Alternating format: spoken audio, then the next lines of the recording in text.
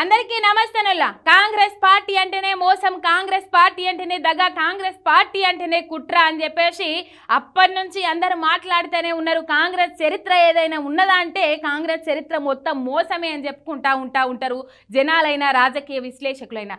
Right, ఈ ముచ్చట మనం చూస్తూ ఉన్నాం. ఇది ఇట్లుండగా రైతు విరోధిగా కాంగ్రెస్ పార్టీ పనిచేస్తూ ఉన్నది, రైతు పక్షపాతిగా కాంగ్రెస్ పార్టీ పనిచేస్తూ ఉన్నది. రైతులకు మంచి చేసే విధానాలను ఎండగట్టే విధంగా కాంగ్రెస్ పార్టీ విధానం ఉన్నది అని చెప్పేసి ముచ్చట్లు పెట్టుకుంటా ఉన్నారు.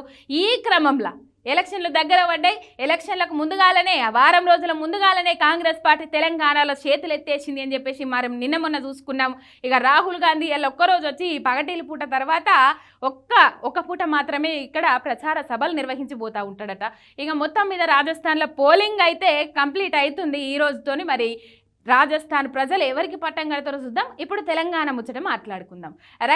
రైతు బంధు తెలంగాణ సర్కార్ అంటే అధికార బీఆర్ఎస్ పార్టీ రైతు బంధు, రైతు సంక్షేమమే ధ్యేయంగా, రైతు అభివృద్ధి ముఖ్య లక్ష్యంగా ముంగటి పోకుండా రైతు బీమా, రైతు బంధు, ఇక ఇట్లాంటి పథకాలు, రైతు రుణమాఫీలు ఇట్లాంటివన్నీ పెట్టి రైతులకు మంచి చేసే విధంగా ముందడుగు పోతూ ఉన్నది. ఇక కాంగ్రెస్ పార్టీ వాళ్ళ మేనిఫెస్టోలో ప్రకటించింది ఏంటంటే రైతు భరోసా పేరు కింద 15,000 రూపాయలు, సంవత్సరానికి 15,000 రూపాయలను రైతులకు అందిస్తామని చెప్పిండ్రు.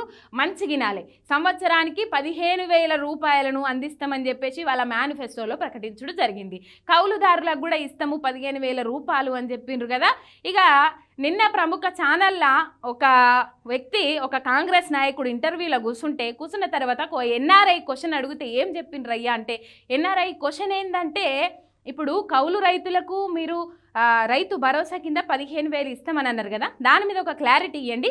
మొన్న బట్టి గారిని అడిగితే కూడా బట్టి తప్పించుకున్నారు, బట్టి కూడా ఎటువంటి సమాధానం ఇవ్వలేదు. మీరైనా ఇవ్వండి, అసలు కౌలు రైతులకు ఇస్తారా, అసలైన భూ యజమానులకు ఇస్తారా, ఎవరికి ఇస్తారు, ఇద్దరికి ఇస్తారా, లేకపోతే ఇద్దరిట్లల్లా ఒకరికిచ్చి చేతులు దులుపుకుంటారా అని ఆయన అడిగిన క్వశ్చన్కు ఇక ప్రముఖ కాంగ్రెస్ లీడరు నాయకుడు ఏం మాట్లాడిందంటే, కౌలుదారికి ఇస్తే భూ యజమానులకు, అసలు భూ యజమానులకు ఇయ్యము, ఒక్కరికే ఇచ్చుడు జరుగుతుంది అని చెప్పేసి మాట్లాడు జరిగింది.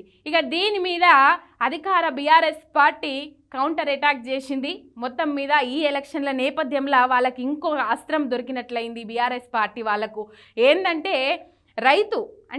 రైతు బంధు పేరు మార్చేసి వాళ్ళు రైతు భరోసా అని పెట్టుకున్నారు మేనిఫెస్టోలో. ఇక ఈ రైతు భరోసా కింద ఎకరానికి 15,000 సంవత్సరానికి ఇస్తారా, లేకపోతే సంవత్సరానికి ఎన్ని ఎకరాలున్నా కూడా మొత్తం 15,000 ఇస్తారా అనేది దాని మీద క్లారిటీ ఇవ్వలేదు. ఒకవేళ ఇచ్చినా అది ఎక్కడి నుంచి తెస్తారు, ఎట్లా ఇస్తారు, ఎట్లా అమలు చేస్తారు అనే దాని మీద కూడా క్లారిటీ ఇవ్వలేదు. ఆలోచన చేయాలి. ఇప్పుడున్న బీఆర్ఎస్ పార్టీ ఎట్లా ఇస్తుందంటే, రైతు బంధు రూపంలో సంవత్సరానికి 10,000 రూపాయలు, ఎకరానికి అంటే 2 విడతలుగా 5,000 2 విడతలుగా సంవత్సరానికి 10,000 రూపాయలను ఇస్తుంది ఎకరాకు.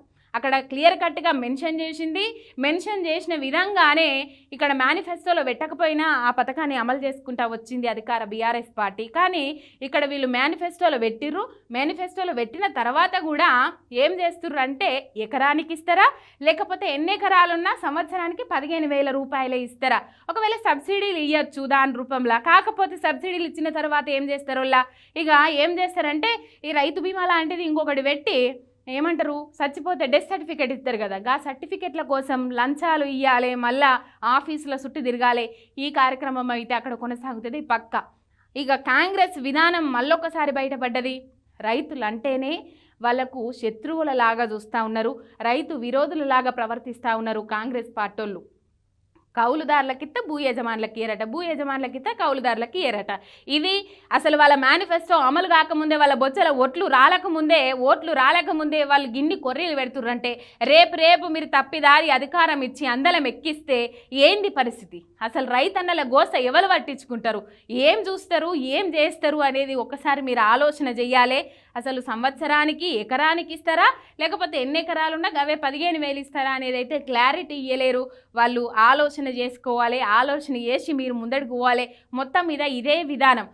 ఒక వ్యక్తి ఏమో రైతులకు 3 గంటల కరెంటు చాలంటాడు, ఇక ఇంకో వ్యక్తి వచ్చేమో 200 యూనిట్ల కరెంటు ఫ్రీగా ఇస్తాం కానీ ఒక ట్యూబు, ఒక బల్బు, ఒక ఫ్యాను, ఒక టీవీ ఉన్నోళ్ళకే మాత్రమే ఇస్తామని చెప్పేసి ఇంకో కాంగ్రెస్ నాయకుడు మాట్లాడతాడు.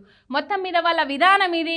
కాంగ్రెస్ విధానం ఏంటంటే ఇప్పుడు పచ్చగున్న తెలంగాణ రాష్ట్రాన్ని దోసుకొని తినాలి, మొత్తం తెలంగాణ రాష్ట్రాన్ని మళ్ళీ ఆగమాగం అడవడివి చేయాలి, అగమ్య గోచరంగా చేయాలి, ఎటు దిక్కుదోచని పరిస్థితులలో తెలంగాణ రాష్ట్రాన్ని, తెలంగాణ ప్రజానికాన్ని నిలబెట్టాలి అని చెప్పేసి వాళ్ళది ఒకటే టార్గెట్. మీరు ఆలోచన చేయాలి, ఆలోచన చేసి ముంగటికోవాలి. కంపల్సరీ ఆలోచన చేసి మీ ఓటు హక్కును సద్వినియోగం చేసుకోవాలి. కాంగ్రెస్ విధానం అంటేనే మోసపూరితమైన బుద్ధి, కుట్ర రాజకీయాలు అని చెప్పేసి ఒక్కటి అర్థం చేసుకొని మెదలాలి.